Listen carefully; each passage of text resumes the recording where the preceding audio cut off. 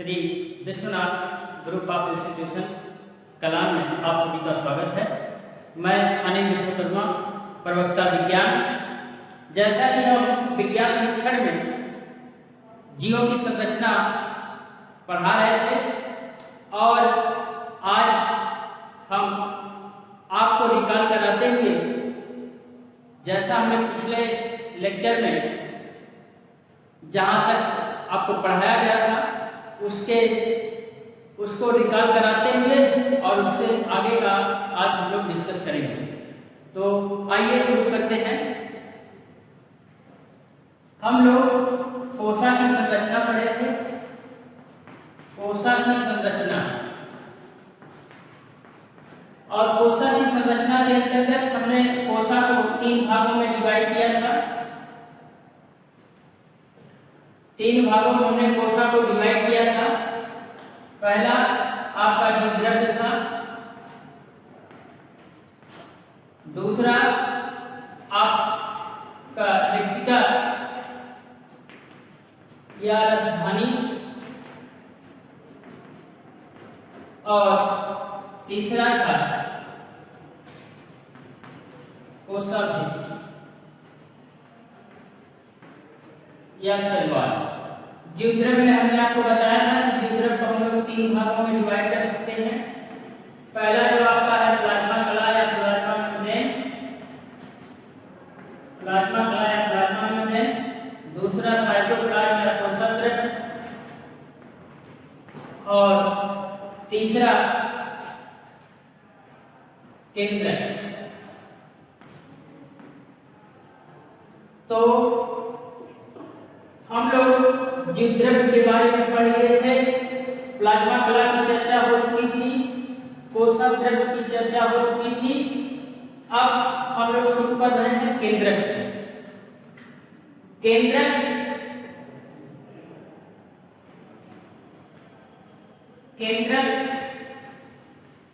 की खोज सर्वप्रथम रॉबर्ट ब्राउन नामक वैज्ञानिक ने की थी।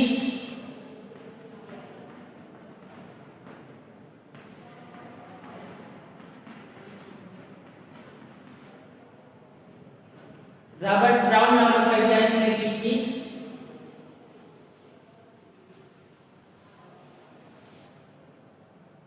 जल्दी से हम एक रफली फिगर बना लेते हैं। ये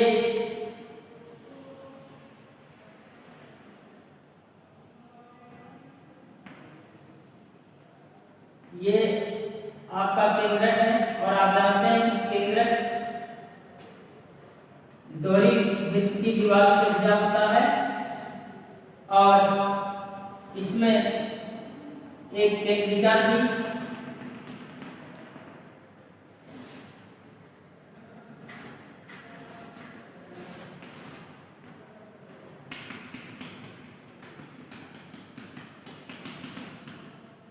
ये केंद्रक कला और अंदर केंद्रक द्रव्य और ये केंद्रिका और यह केंद्रक क्षेत्र और यह क्रोमैटिन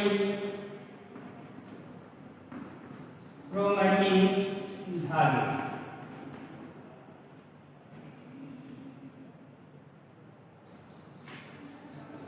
यह केंद्रक की तरह संरचना है। हमने बताया कि केंद्रक की खोज सर्वप्रथम रॉबर्ट ब्राउन नामक वैज्ञानिक ने की थी और केंद्रक जो है वो कोशद्रव्य में कोशिका के लगभग बीचों बीच स्थित होता है, गोल सा होता है, थोड़ा सा उभरा हुआ सा दिखाई देता है और इसके चारों तरफ एक दोहरी भित्ति पाई जाती है जिसे हम केंद्रक कला या न्यूक्लियर मेम्ब्रेन बोलते हैं और इसके अंदर वही साइटोप्लाज्म कोशाद्रव्य का ही भाग भरा होता है और जिसे हम केंद्रक के अंदर होने के नाते इसे केंद्रक द्रव्य के नाम से जानते हैं। यह भी एक प्रकार का जीव द्रव्य ही है और इसकी सहायता के लिए एक केंद्रिका होती है और इसमें क्रोमैटिन धागे पाए जाते हैं और इसी क्रोमैटिन धागे जो होते हैं वो दो प्रकार के होते हैं। नंबर 1 हेटेरोक्रोमैटिन और नंबर 2 यूक्रोमैटिन। पहला है हेटेरोक्रोमैटिन और दूसरा है यूक्रोमैटिन।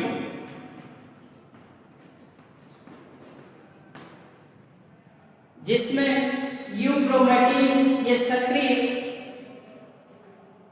धागे होते हैं और इन पर डीएनए पाए जाते हैं और आप जानते हैं कि डीएनए को आनुवंशिक पदार्थ कहा जाता है।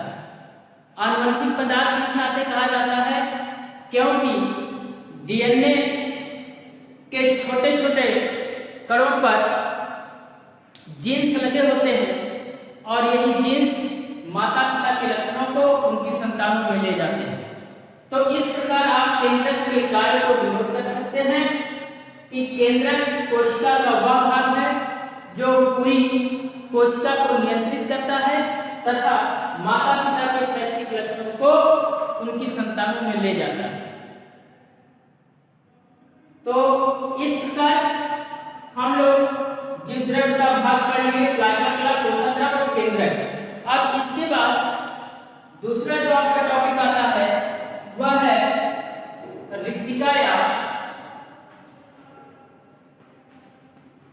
रिक्तिका या रसधानी और अंग्रेजी में इसे वेट्यूल बोलते हैं। देखिए, जब कोशिका धीरे धीरे वृद्धि करती है यानी कोशिका में वृद्धि होती है तो जिस अनुपात में कोशिका की वृद्धि होती है उस अनुपात में कोशिका द्रव्य होता है साइटोप्लाज्म उस अनुपात में नहीं बढ़ पाता, जिसकी वजह से कोशिका द्रव्य में छोटे छोटे स्थान खाली स्थान हो जाते हैं जिसे हम रिक्तिका या रसधानी कहते हैं। और यह रिक्तिका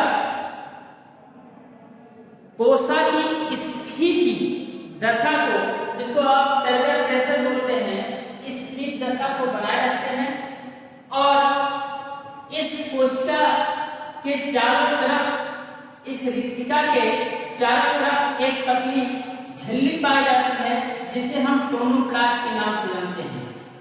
टोनोप्लास्ट के नाम से जानते हैं और इसके अंदर कुछ तरल पदार्थ भरा होता है जिसे हम कोशिका रस कहते हैं या सेल बोलते हैं। तो हमने बताया कि जब कोशिका वृद्धि कर रही होती है उस समय जिस अनुपात में कोशिका का आकार बढ़ता है उस अनुपात में कोशिका द्रव्य नहीं बढ़ पाता है, जिसकी वजह से उसमें कुछ रिक्त स्थान उत्पन्न हो जाते हैं और उसी रिक्त स्थान को ही हम रिक्तिका या रसधानी कहते हैं। इसका काम क्या है? रिक्तिका या रसधानी कोशिका की स्थिर दशा, टेलर प्रेशर, स्थिर दाब को बनाए रखता है, जिसकी वजह से कोशिका फटने से बच जाती है। और इसके बाद तीसरा जो कोशिका का पार्ट आता है वह है कोशिका भित्ति। कोशिका भित्ति या सेल वॉल, कोशिका भित्ति या सेल वॉल। देखिए, पौधों की कोशिकाओं के चारों तरफ एक भित्ति पाई जाती है जिसे हम कोशिका भित्ति कहते हैं और इसी कोशिका भित्ति के आधार पर ही हम पादप कोशिका और और जंतु कोशा में अंतर कर पाते हैं। तो कोशा भित्ति कोशाओं के पादप कोशिकाओं के चारों तरफ पाई जाने वाली एक भित्ति है जो दृढ़ मजबूत होती है और सेलुलोज की बनी होती है। सेलुलोज के अलावा कुछ मात्रा में इसमें सुबेरिन, लाइकोप्रोटीन और लिपिड का कुछ जमा होता है। सुबेरिन के साथ साथ कुछ लिग्निन भी पाया जाता है, जिसकी वजह से यह मजबूत और दृढ़ होती जाती है। इसका काम क्या है? नंबर एक, कोशा को आकृति प्रदान करती है, उसके आकार को निश्चित बनाए रखती है और इसके साथ साथ एक मैकेनिकल सपोर्ट प्रदान करती है, एक यांत्रिक सहायता प्रदान करती है, जिसकी वजह से कोशिकाएं सुरक्षित रहती हैं। अब इसके आगे की चर्चा करने से पहले हम लोग जंतु कोशा और पादप कोशा में अंतर जान लेते हैं, जो कि काफी इंपॉर्टेंट है और आपके सेमेस्टर के एग्जाम में भी पूछा जा चुका है। तो आइए शुरू करते हैं। जंतु कोशा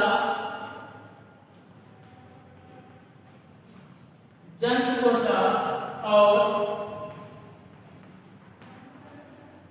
पादप कोशा में अंतर।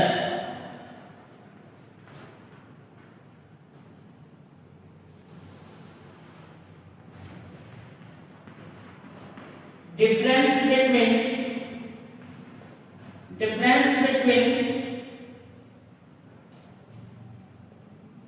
चलिए पूरा लिख देते हैं। difference between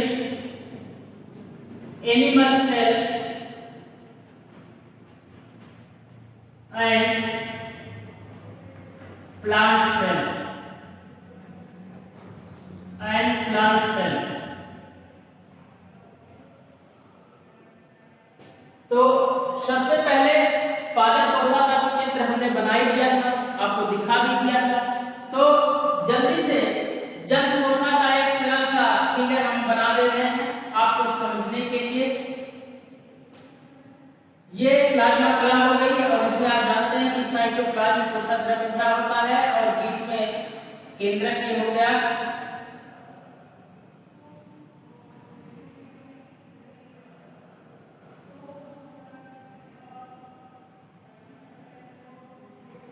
ये केंद्रक हो गया, इसमें केंद्रिका हो गई और ये क्रोमैटिन धागे हो गए और इसमें इसी से लगी हुई आपकी एंडोप्लाज्मिक रेटिकुलम हो गया और माइटोकॉन्ड्रिया हो गई। ये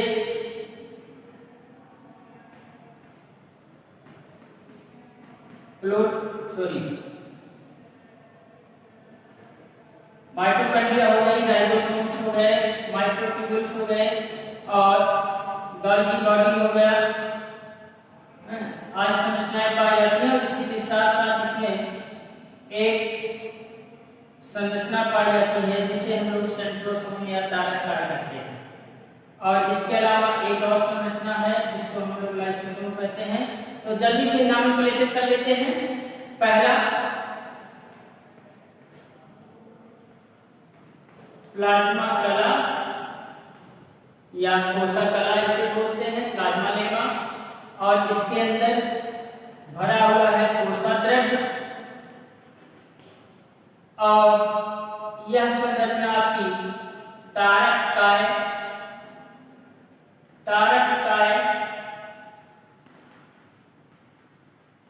या सेंट्रोसोम बोलते हैं इसे, सेंट्रोसोम। और यह आप जानते हैं कि ये केंद्रक है और यह अंतःप्रदर्वी जालिका है अंतःप्रद्रवी जालिका और यह माइटोकॉन्ड्रिया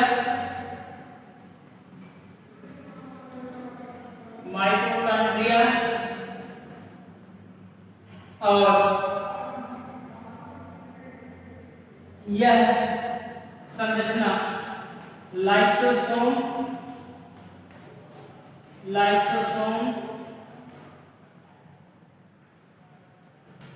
और राइबोसोम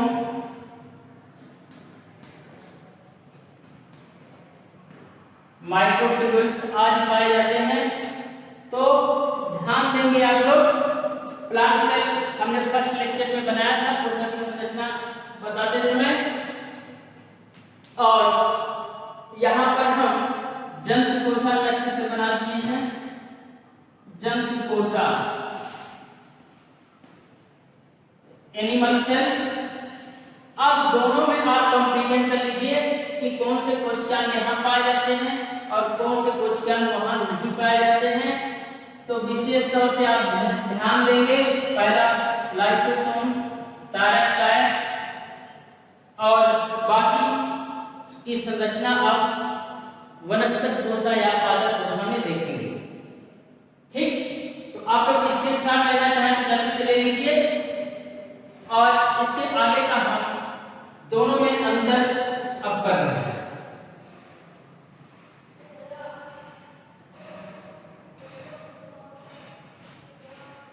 इतनी इसे हम कंप्लीट कर रहे हैं, और आइए शुरू करते हैं। जंतु कोशा और पादप कोशा में अंतर, तो इधर पहले लिख लेते हैं जंतु कोशा और इधर लिख लेते हैं पादप कोशा या प्लांट सेल। और ये आपका एनिमल सेल है।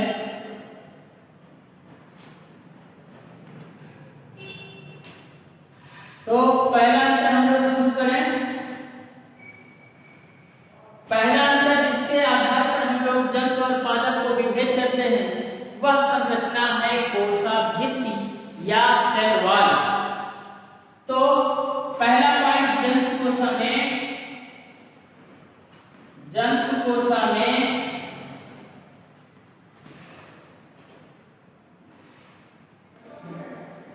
कोशा भित्ति सेल वॉल नहीं पाई जाती है।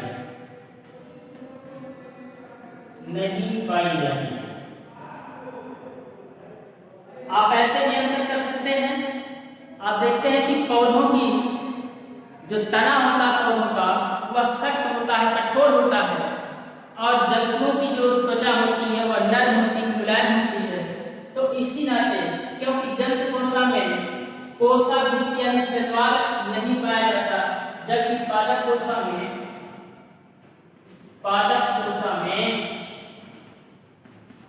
कोशा भित्ति पाई जाती है। कोशा भित्ति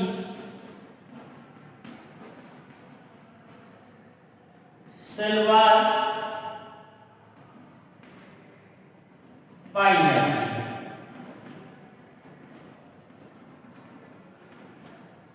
ठीक, दूसरा अंतर कर लेते हैं।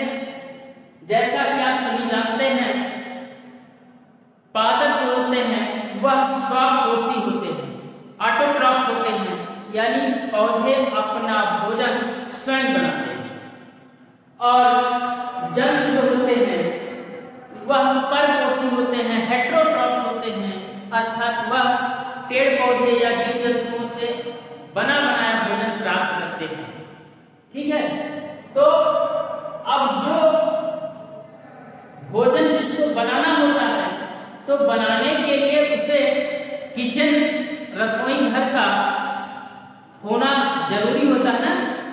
तो पादप कोशा में लवक पाए जाते हैं। लवक में ही आपका क्लोरोप्लास्ट होता है, जो हरित लवक होता है वह पाया जाता है, जबकि जंतु कोशा में लवक नहीं पाए जाते हैं। तो तो ध्यान देंगे जंतुकोशा में लवक, जिसे अंग्रेजी में प्लास्टिक बोलते हैं, प्लास्टिक नहीं पाया जाता है, नहीं पाया जाता है। जबकि पादप कोशा में लवक यानी प्लास्टिक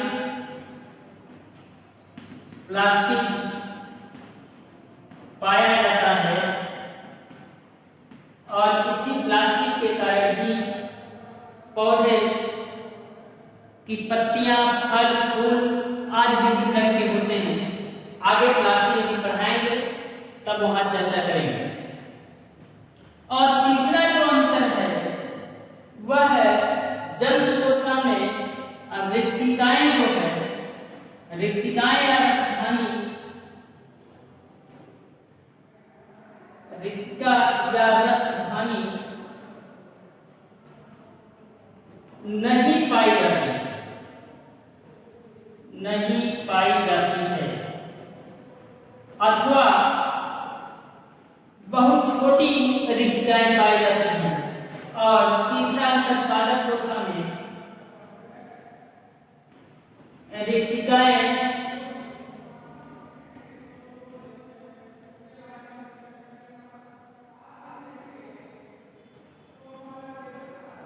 बड़ी बड़ी पाई जाती हैं या बड़ी बड़ी रिक्तिकाएं पाई जाती हैं, रिक्तिकाएं पाई जाती हैं। और चौथा जो अंतर है, अब इधर आ जाएंगे आप लोग, पादप कोशा में आप तारककाय या लाइसोसोम्स नहीं देखे होंगे। पादप कोशा का जब नॉमेनक्लेचर किया गया था तो उस नॉमेनक्लेचर में आप लोग लाइसोसोम्स और तारककाय का नाम नहीं देखे होंगे। तो जाहिर सी बात है कि जंतुकोशा में तारककाय, जंतुकोशा में तारककाय, सेंट्रोसोम्स, सेंट्रोसोम पाया जाता है, सेंट्रोसोम पाया जाता है। और जबकि वनस्पति कोशा में तारककाय नहीं पाया जाता है।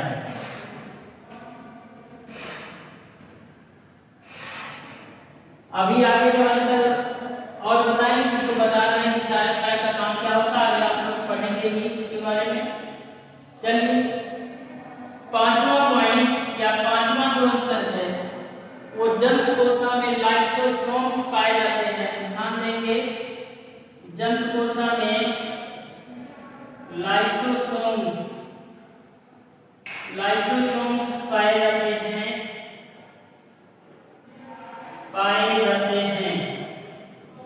और पादप कोशा में लाइसोसोम्स नहीं पाए जाते।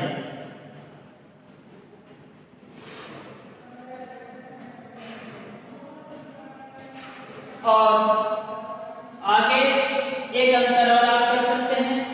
देखिए, जंतुकोशा जब विभाजित होती है, आप जानते हैं कि कोशिकाएं विभाजन के द्वारा अपनी संख्या को बढ़ाती हैं अथवा वृद्धि करती हैं। तो तारककाय क्या करता है कि स्पिंडल फाइबर का निर्माण करता है, जिससे संतति केंद्रकों को या क्रोमोसोम्स को एक दूसरे ध्रुवों पर, विपरीत ध्रुवों पर खींचने का काम करता है। और तारककाय पादप कोशा में नहीं पाया जाता है। तो जब कोशिका विभाजन हो रही होती है, उस विभाजन के दौरान भी एक अंतर पाया जाता है। तो जंतुकोशा में जो कोशा विभाजन होता है वह इनवेजिनेशन, या आप कह सकते हैं, यहां मैं लिख दे रहा हूं, अगला पॉइंट आप कर सकते हैं कि जंतुकोशा में जब कोशा विभाजित हो रही होती है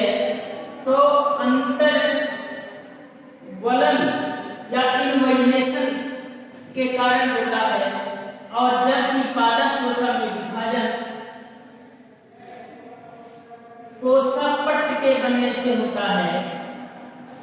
सेल प्लेट जिसको बोलते हैं, कोसा पट या कोसा पट्टिका आप कह सकते हैं, कोसा पट के बनने से होता है। अंतर्वलन को आप समझ लें, जैसे गुब्बारा है, गुब्बारे को बीच से आप ऐसे दबाएं तो आपकी दोनों उंगलियां क्या होंगी, गुब्बारे में फंस जाएंगी। इसी को अंतर्वलन बोलते हैं। जस्ट लाइक दिस, ये अंतर्वलन की इमेजिनेशन, ये जब कोशिका जब विभाजित हो रही होती है तो अंतर्वलन के कारण एक कोशिका दो कोशिका में बढ़ जाती है। और जब जो पालक कोशिका होती है उसमें अंतर्वलन ना होकर के दोनों कोशिकाओं के बीच एक सेल प्लेट बन जाती है, एक पट्टिका बन जाती है, जिसे हम कोशिका पट्ट कहते हैं। और इस प्रकार एक कोशिका दो कोशिका में बदल जाती है। तो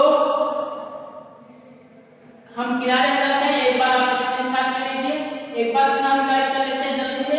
जंतु कोशिका पालक कोशिका में अंतर, जंतु कोशिका में कोशिका भित्ति नहीं पाई जाती है, जबकि पालक कोशिका में कोशिका भित्ति सेल वॉल पाई जाती है।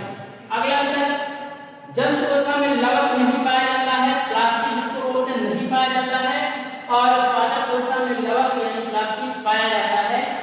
लवक भी तीन प्रकार के होते हैं, वर्णी लवक, अवर्णी लवक और हरित लवक, आगे आपको बताएंगे।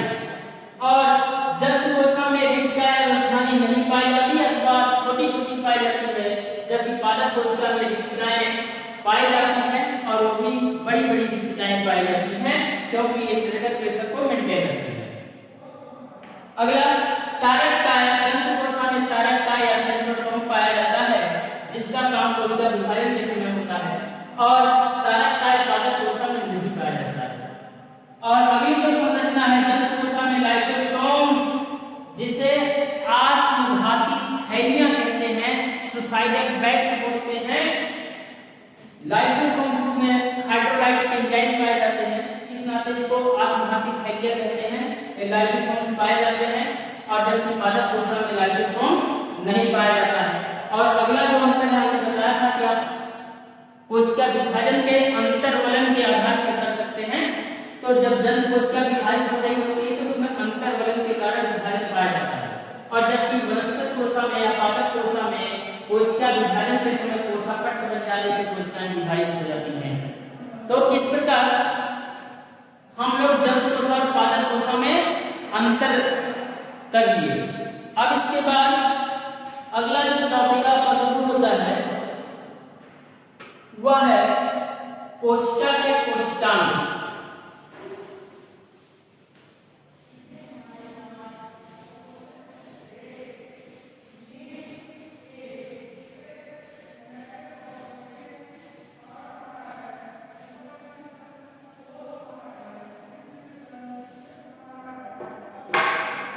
तो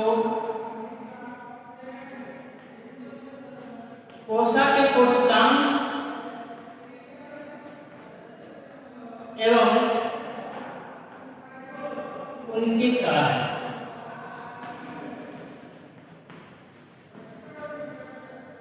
cell organelles and their works. तो प्यारे प्रशिक्षुओं, आज का टॉपिक यहीं पर समाप्त करते हैं, और इसके आगे का आपको अगले लेक्चर में मिलेगा। बहुत बहुत धन्यवाद।